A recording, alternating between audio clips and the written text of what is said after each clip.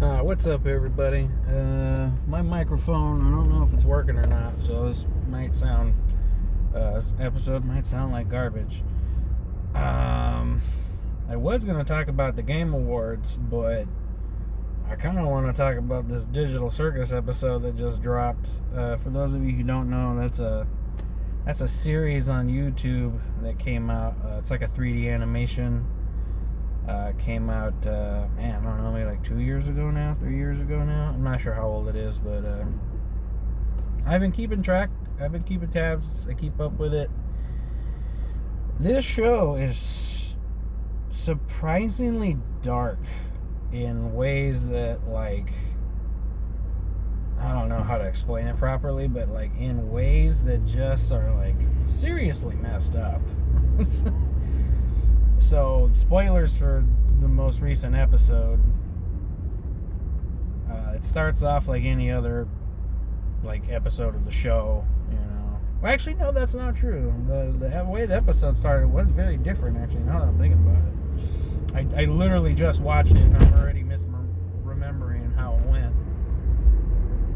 But, yeah, it's pretty crazy. It starts off with Kane not wanting to do an adventure or whatever, and he's just kind of like, yeah, do whatever you guys want, you know, which I should have known from the get-go that was odd.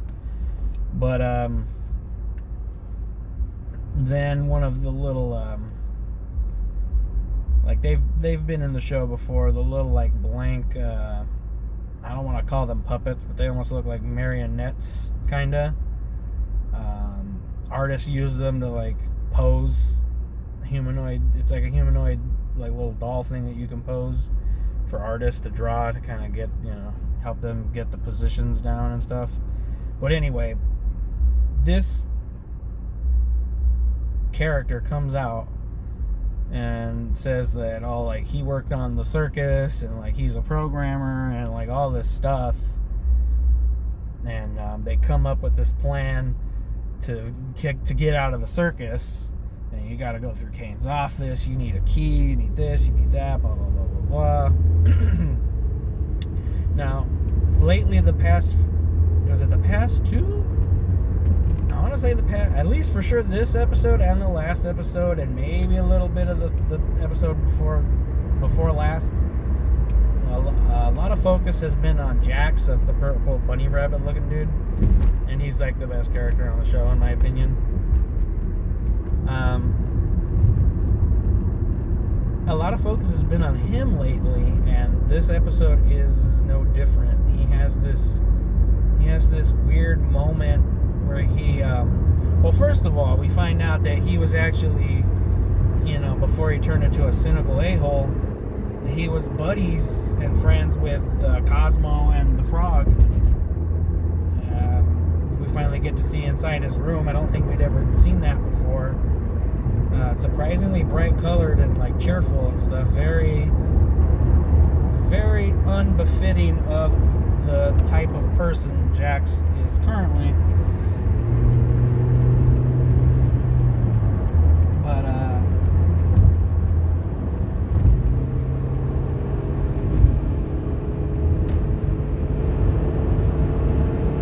sorry, I changed some lanes here. Don't want to hit nobody. Use your blinker, kids. He has this weird, like, mental breakdown. I think the show calls it, what is it called? Good Lord, my short-term memory is trash. What is it called?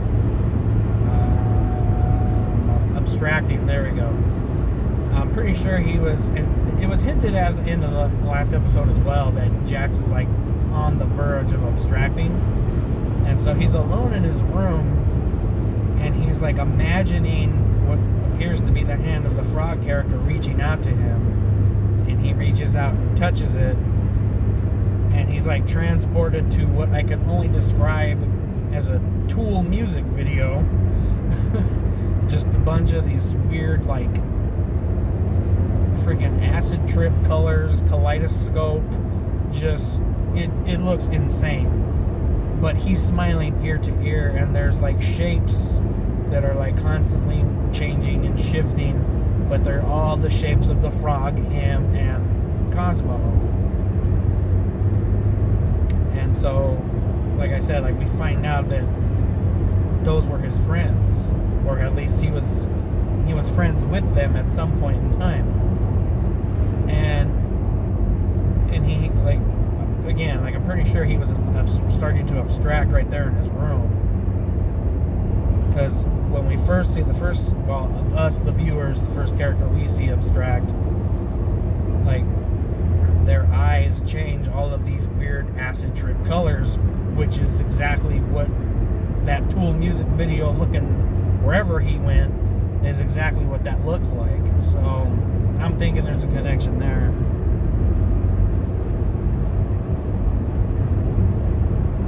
The other thing is that this episode not only mind F's with all of its characters, but I feel like it mind F's with us, the viewers, too. Because for a while, for like a few minutes, especially at the end, it really genuinely seemed like, oh, like this might actually be the last episode, or you know, like maybe like a part 2 kind of thing, like this is part 1, part 2 will be the end type deal, like a cliffhanger, if you will. And the reason why I say it's such a mind F with the viewers is because a lot of people theorized about like the company that made the Digital Circus, which is supposedly like, I want to say it's like a VR game, but it might not be. It might just be a video game. But there's constant talks and there's little hints throughout the show that it was, you put on a headset, and then that's how the humans, our main characters, end up in the Digital Circus. And they just outright, at least in this episode, they just outright say it. Like, yes, that's exactly what happened. This company made this game, and they were putting the headset on and testing it. But then they made these like stasis pods for the people to essentially be in the game and have their life sustained and maintained. It kind of like alludes at like this company like trying to figure something out in terms of like, I'm not sure how to describe it exactly, but like they're trying to figure out, the game was designed to keep the humans' minds entertained and active while in this like hibernated state. And like, again, like these are things that the fan base have theorized about. And so for the showrunners to just outright, I mean, we'll get to the ending in a second, but they just outright are like, yeah, no, that's exactly what happened. Exactly that. Where it's an evil company, blah, blah, blah. They even bring up like Kinger's Pass and like, oh yeah, no, he worked on the game too. You know, that's why he's been there the longest. You know, this, that, and the other thing. Finally, we get to the climax. They get inside Kane's office. They find this hidden switch behind the door. The computer screen turns on, and it's like, push this button, and we're shutting down the game. And everybody leaves. But then there's another button, and it says, you know, push this, and I can't remember exactly what it said, but basically it was kind of like a literal, actually, now that I think about it, that whole scene was a reference to The Matrix, and I didn't even realize it until just now. There's a literal blue button and a literal red button. The red button makes everything go back to the way it was, basically. You know, go back to sleep, pretend it never happened, and the blue pill is going down the rabbit hole, so to speak. The blue button was going to allow everybody to leave. And so Pomni freaks out at the last minute, because that chick doesn't do good under stress, I've noticed. She kind of freaks out because the dude's name was Abel. He's the little like mannequin looking figure that showed up this episode. He's telling her that she was like one of the last people to get into the office. They had to like, long story short, they had to like bounce. He would bounce them off of like this cube, and the cube would launch them into Kane's office, basically. And she was the last one to go in, and he told her, make the right, like, he said it kind of like stern and kind of like ominously, like, make the right choice. Like, he even said, like, I'm not even gonna go in, I trust you guys, blah blah blah. There's a bunch of little, like I said, now that I'm looking back at it, there's a bunch of little signs and things that kind of like indicated, like, oh, this isn't real.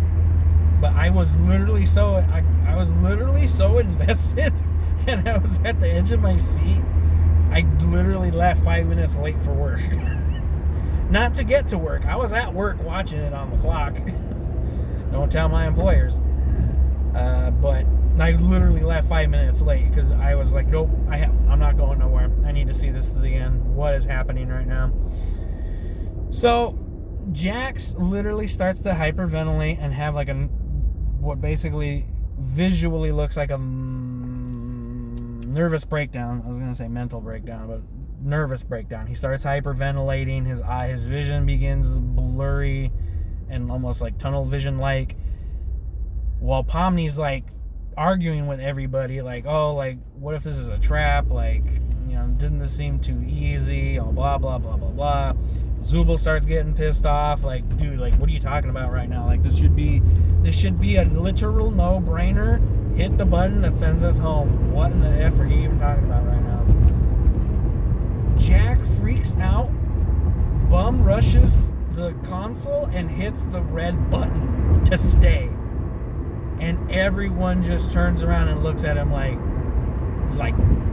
because some of these characters don't even have mouths, like Zubul, but you can still tell by like the facial expressions that they made, like what the F did you just do? And I can only imagine the freaking, like, this episode literally is going to change how the characters interact moving forward. Like, Pomni kind of like chickened out, and obviously Jax was like, nope, F it, I want to stay in the Matrix, give me the fake steak. So now that's going to be a point of contention moving forward. But just the looks on their faces, and even me too, like I said, like, I was genuinely on the edge of my seat, like, oh, holy crap, this dude, like, what? Like again, like I said, like, this show, the people who write for this show are really good at it, because there's these little subtle hints that if you're not looking for, or not really, like, if you choose not to pay too much attention to them, you're gonna miss it. Like, when they're first presented with the option or the possibility to leave the circus, Zubul's beefing with Jax per usual, because Jax had to get a key from Kane to get into his office, and he was told how to like distract Kane long enough to get it, because it was on Kane's person. And so Jax was kind of struggling with that. He had to take extra long, blah blah blah. So when he finally gets back with the key, you know, Zubul busts his balls about it. And basically she's like, aren't you in a hurry to like get out of here? And Jax is just, you know, he's in a weird, unstable point right now mentally. Like I said, like, there's hints of him abstracting at any minute. And so he's just kind of like unsure of just about everything that he's doing. So when she hits him with that, like, aren't you in a hurry to leave? And he's just kind of like, yeah, whatever. But it's every time the word, or anytime somebody brings up leaving, he kind of like freaks out a little bit. Like, it's on his face. Like, he just makes a face like, oh yeah, we're really leaving. Like, it's like he's in denial about it, kind of. And then she hits him with this, you know, well, if you're in a hurry to leave, how was it exactly? Basically, she's just like, why aren't you in a hurry to leave? Like, don't you have somebody waiting for you? And of course, Jax being Jax, he's like, do you? And she's like, yeah, I do. And he's just like, oh, it kind of like hit him, like, me too. I'm getting the suspicion that Jax's IRL friends were also Cosmo and the Frog.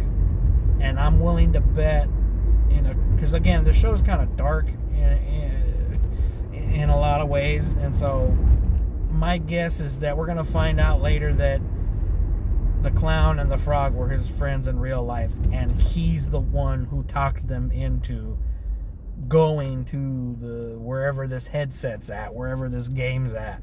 Obviously, we don't really know how.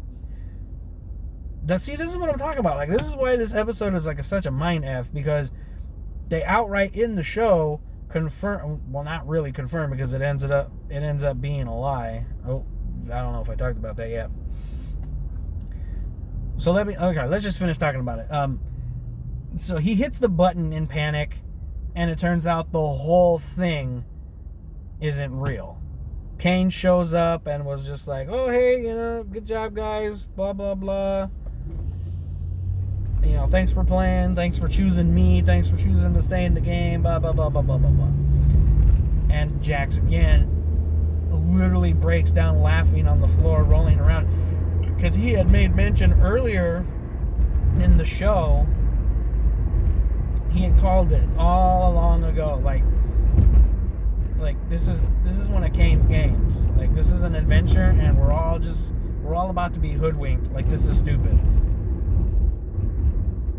And like I said, like he's not in a really sound spot right now mentally. He's breaking down, he's abstracting, blah blah blah. So he finally snaps at Kane, and he's just like, dude, like, what the F is wrong with you? Like, you can't mess with us like that. Like, that's not cool. And he, and of course, all the others start to kind of like rally around behind him, like, yeah, like, what are you doing? Like, that was incredibly messed up. Like, you just put us through a mental strain like you would not believe. Like, what the heck, dude? And of course, Kane being Kane, anytime he's confronted, he just blips out of existence. He's like, all right, well, we'll talk about this never, bye, and pieces out. And that's literally where the episode ends. It just hard cuts to black when he bounces. Like, what?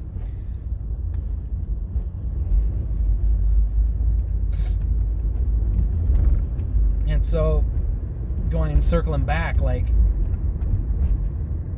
Jax, we find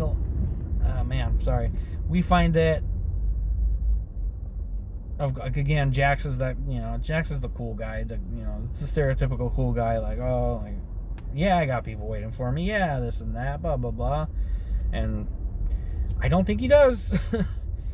I'd be willing to bet a couple bucks that, the Frog and Cosmo were his real friends, and I also think that he's the reason why they put on the headsets and why they're all there in the first place.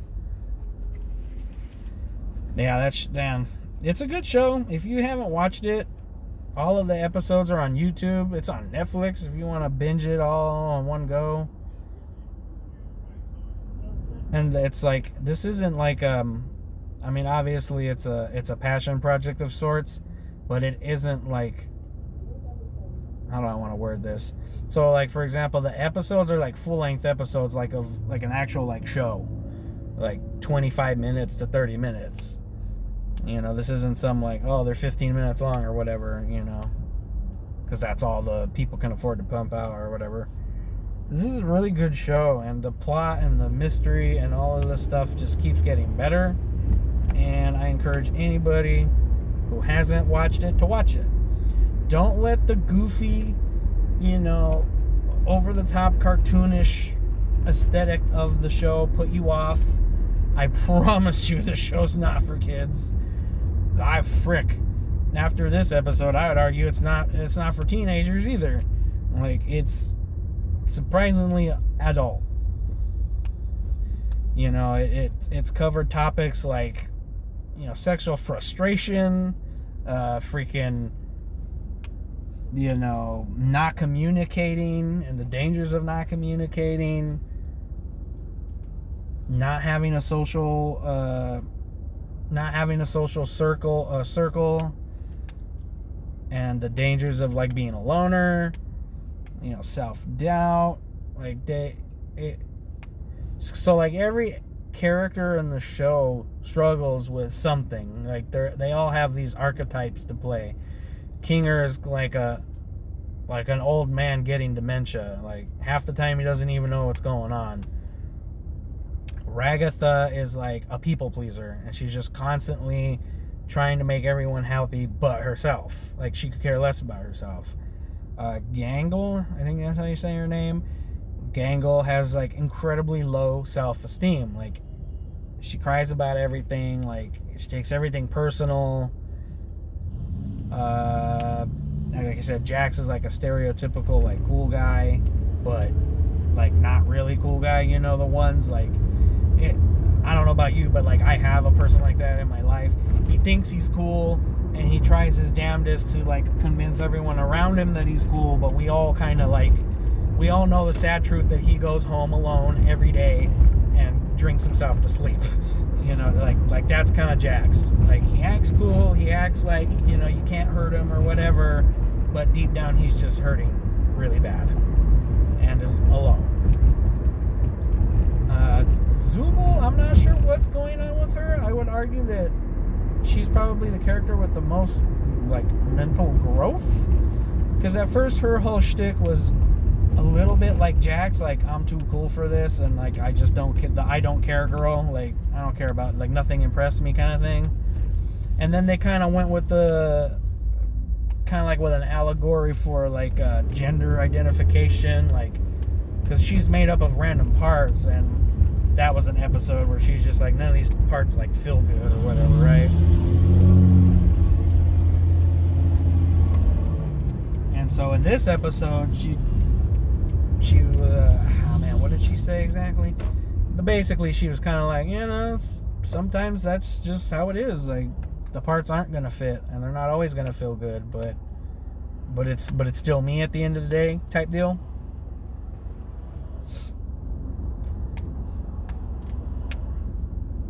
Yeah, man, I'm legit. I was at the edge of my seat like that. This episode was nuts. But if you haven't seen it, I highly encourage you guys to watch it. It's a good time. Free. Gotta just put up with some stupid YouTube ads. And man, real quick, can I rant about that real quick? Like, the YouTube ads are like getting out of control, dude. Like, I moved I don't know what that thing's called, the little dot that speeds up like the video or whatever. You know, like you skim through the video. I moved it like 5 minutes into a video. It hit me with an ad. The skip button popped up. I hit the skip button, and I'm not exaggerating. It literally played 5 to 6 seconds of the video and then immediately hit me with another ad. Immediately. And then like when I watch it at home, because when I'm at work I watch it on a PC, but when I'm at home I watch it on a smart TV. I don't know what it is, but the smart TV ads are like out of control for YouTube. I get it, like for a longer video, you know, hit me with a longer ad, like that's fair, I get that. But like on average, the videos that I watch are like anywhere between 15 to 10 minutes. And YouTube wants me to freaking sit there and watch a freaking 55-second ad. And I think that's just insane. Like, literally an ad will start playing, and the first one's, it'll say skip. And so you think, okay, cool, it's over with. No, skip to the next ad, not skip the ads entirely. Skip to the next ad. And I'm like, are you freaking kidding me? You're like, really? So instead of, okay, we're not going to sit here and make you watch 55 seconds, now it's 36 seconds. Like, are you guys, like, dude, what is happening over there? Yes, I understand we live in a world with ad blockers, and like, there are people who like freaking have what essentially amounts to like micro PCs designed solely to filter out all the ads. So like, I get it, but you doubling down like that is just gonna make people want to turn to ad blockers and freaking these little devices that just automatically do it for them. Like, this doesn't, you know what I mean? Like, I don't understand why major companies can't wrap their little heads around that. Don't double down. Don't freaking stonewall us and just make the ads longer or make more unskippable ads, that's only going to make us want to pursue other alternatives. It's kind of like what's going on with like all the streaming stuff too. Like if you want to be up to date on all the latest whatever shows, you need like freaking 5 different streaming platforms. You want to be up to date on the Avengers and Star Wars? You need Disney Plus. You want to be up to date on freaking, what's that show, Yellowstone or whatever? I don't watch any of that stuff myself anymore, so I don't care. I just watch whatever's on YouTube. But it's like piracy is probably at an all-time high right now.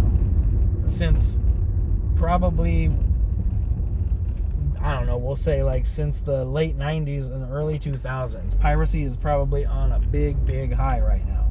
Why? Because we need 20 friggin' apps to watch the stuff that we want to watch, and every friggin' app is like, $10+. Like, no. Of course people are turning to piracy.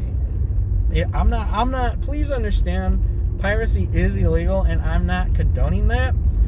But also to anybody who's an exec and works at YouTube or any of these streaming platforms, like, you guys need to get your head out of your backside. Like,